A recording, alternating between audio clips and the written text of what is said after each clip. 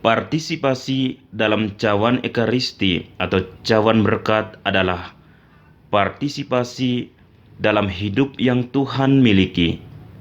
Partisipasi dalam roti yang diberkati adalah partisipasi dalam tubuh, dalam hidup, dalam sejarah Tuhan kita, karena kita semua adalah tubuh Kristus yang satu. Saudara dan saudariku sekalian, Ekaristi harus menjadi santapan sejati kebangkitan, baik bagi komunitas maupun bagi pribadi kita masing-masing. Amin.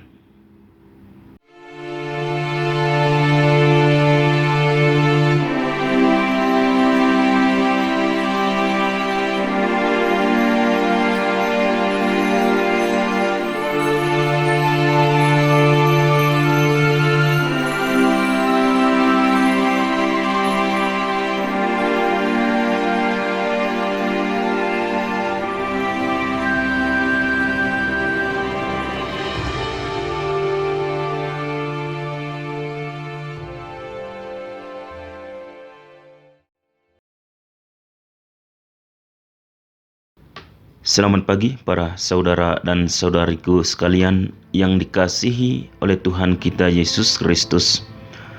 Kembali lagi dalam permenungan pada pagi hari ini, pada hari raya tubuh dan darah Kristus. Marilah kita mengawali permenungan kita pada pagi hari ini dengan doa. Dalam nama Bapa dan Putra dan Roh Kudus. Amin. Tuhan Yesus, terima kasih atas kehadiran-Mu di hadapan kami dalam sakramen Ekaristi. Terima kasih karena menawarkan diri-Mu kepada kami dengan cara yang begitu mengagumkan, dan karena Engkau tinggal di antara kami dengan cara yang penuh kasih. Dalam kesungguhan-Mu kami ingin meninggikan dan memuliakan kehadiran tubuh-Mu, darah-Mu, dan keilahian-Mu. Bantulah kami untuk lebih percaya padamu, Tuhan. Itu sebabnya kami meminta-Mu untuk mengingatkan iman kami. Tuhan, Engkau bukan hanya roti hidup yang memberi kami makan. Engkau adalah perlindungan kami, harapan kami, kekuatan kami, dan kenyamanan kami. Ya Tuhan, perayaan hari ini membantu kami mengikuti teladan-Mu dan membantu kami memahami bahwa selain roti dan anggur, kami juga harus membagi waktu kami, kasih sayang kami, cinta kami, harapan kami kepada saudara dan saudari kami. Dan ketika kami menerima komuni hari ini, merasa secara khusus bahwa kami masuk ke dalam persekutuan dengan-Mu, dan bahwa tindakan ini membiarkan diri kami terus-menerus diperbaharui oleh-Mu. Amin. Dalam nama Bapa dan Putra dan Roh Kudus. Amin. Injil Yohanes bab 6 ayat 51 sampai 58.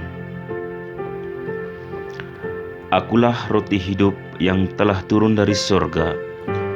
Jikalau engkau makan dari roti ini, ia akan hidup selama-lamanya, dan roti yang kuberikan itu ialah dagingku yang akan kuberikan untuk hidup dunia. Orang-orang Yahudi bertengkar antara sesama mereka dan berkata, bagaimana ia ini dapat memberikan dagingnya kepada kita untuk dimakan?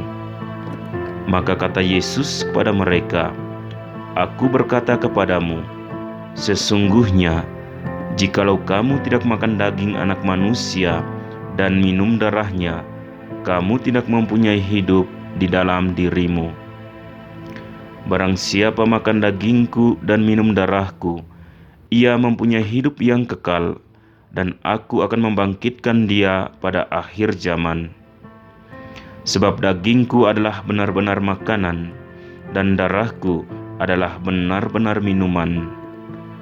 Barang siapa makan dagingku dan minum darahku, ia tinggal di dalam aku, dan aku di dalam dia.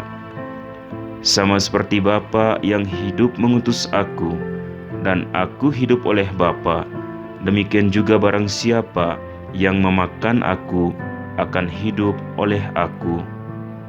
Inilah roti yang telah turun dari surga, bukan roti seperti yang dimakan nenek moyangmu, dan mereka telah mati. Barang siapa makan roti ini, ia akan hidup selama-lamanya. Demikianlah Injil Tuhan. Terpujilah Kristus. Saudara dan saudariku yang dikasihi oleh Tuhan kita Yesus Kristus, bacaan pertama hari ini memberitahu kita tentang mana yang di dalam Alkitab telah menjadi lambang makanan ilahi di padang pasir.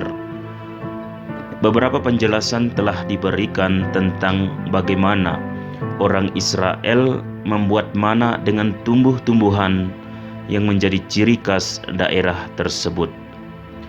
Tetapi kita dapat membayangkan bahwa mereka melihat tangan Tuhan dan kekuatan ilahi untuk berjalan menuju tanah perjanjian. Simbologi Alkitabiah mana kemudian menjadi bobot khusus terkait dengan kebebasan, persekutuan dalam satu-satunya hal yang paling mendasar untuk bertahan hidup dan tidak mati kelaparan. Perjalanan melalui gurun ini sangat menentukan.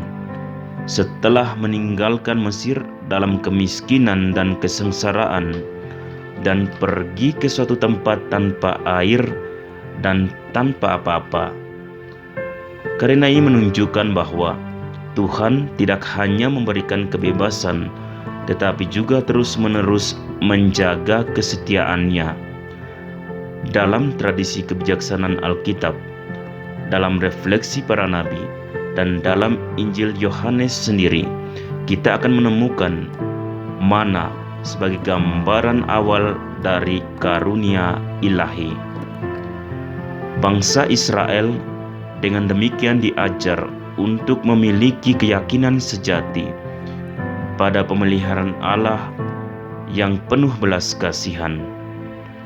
Di padang gurun, orang Israel dipanggil untuk beriman dan percaya agar mereka tidak melupakan Tuhan Allah mereka, mengingat pembebasan dari perbudakan Mesir melalui tangan Tuhan yang kuat, serta ingatan akan pengalaman di padang gurun, memiliki fungsi penting dari meletakkan sebagai dasar keberadaan kehadiran penuh kasih Tuhan dalam sejarah umat Israel. Kemudian, teks-teks Ekaristi Perjanjian Baru yang kita miliki adalah hasil dari proses sejarah secara bertahap yang dimulai dari perjamuan terakhir Yesus dengan murid-muridnya, dan hampir semuanya memiliki kerangka Paskah.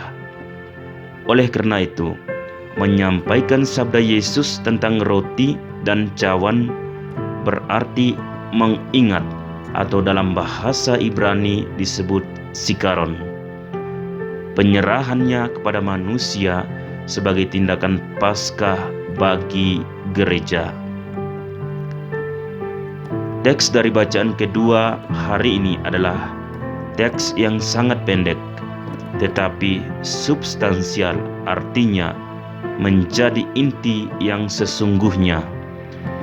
Itu mengungkapkan salah satu aspek Ekaristi yang tak terlukiskan yang diinginkan oleh Paulus untuk memperbaiki perpecahan dalam komunitas Korintus. Partisipasi dalam cawan Ekaristi atau cawan berkat adalah partisipasi dalam hidup yang Tuhan miliki. Partisipasi dalam roti yang diberkati adalah partisipasi dalam tubuh, dalam hidup, dalam sejarah Tuhan kita, karena kita semua adalah tubuh Kristus yang satu. Dari dua ritus Ekaristi ini, Paulus mengurai dimensi koinonia atau persekutuan, Berpartisipasi dalam darah dan tubuh Kristus berarti memasuki persekutuan sakramental dengan Kristus yang bangkit. Lalu, bagaimana mungkin ada perpecahan dalam masyarakat? Serangan terhadap persekutuan komunitas gereja adalah melawan Allah, karena dikatakan dalam 1 Korintus bab 12 ayat 27, kamu adalah tubuh Kristus. Bagaimana mungkin masyarakat terpecah belah? Ini adalah serangan tepatnya terhadap Ekaristi yang paling mendasar. Apa yang dilakukan gereja yang menjadikannya sebagai misteri persaudaraan. Pesan dari Injil Yohanes hari ini adalah elaborasi teologis dan kateketik dari simbolisme mana, makanan ilahi dari tradisi Alkitabiah yang hadir di akhir wacana tentang roti kehidupan. Injil Yohanes dengan keberanian yang melampaui apa yang diperbolehkan secara antropologis berbicara tentang daging dan darah. Kita tahu bahwa tubuh dan darahnya pasti menandakan realitas yang berbeda, karena dia sudah melalui kebangkitan menjadi manusia baru yang tidak ditentukan oleh tubuh dan darah yang masih kita miliki. Dalam elemen yang diungkapkan Injil Yohanes itu sangat penting. Ekaristi, kebangkitan adalah model penting untuk memikirkan kembali apa yang kita rayakan dan apa yang harus kita hidupi dalam sakramen ini.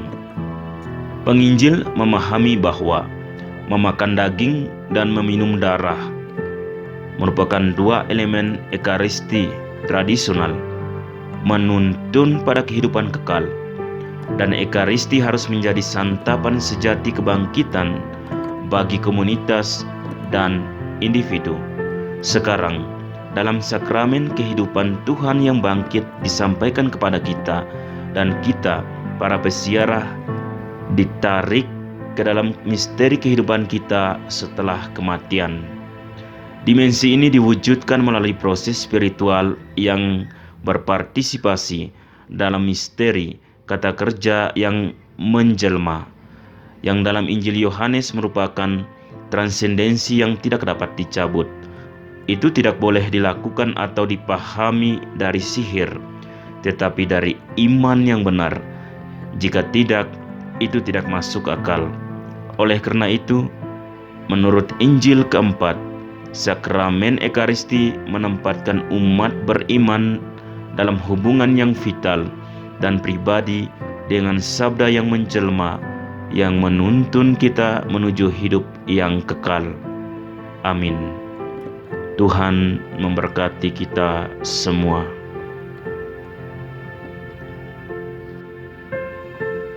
Marilah berdoa. Bapa yang kudus, Yesus telah bersabda kepada kami, tuaian memang banyak tetapi pekerja sedikit. Karena itu mintalah kepada Tuhan yang empunya tuaian, supaya Ia mengirimkan pekerja-pekerja untuk tuaian itu. Oleh karena itu, kami berdoa kepadamu dengan keyakinan sesuai dengan harapan hatinya. Bantulah semua orang Kristiani agar dengan serius bertanggung jawab sebagai warga kerajaan Allah dan sebagai batu penjuru yang hidup bagi gereja. Pilihlah dari antara umat-Mu pekerja-pekerja kerasulan, imam, diakon, biarawan-biarawati, dan rasul-rasul awam, sehingga kabar sukacita dimaklumkan kepada semua bangsa, dan belas kasih-Mu diketahui oleh semua saudara dan saudari kami. Amin.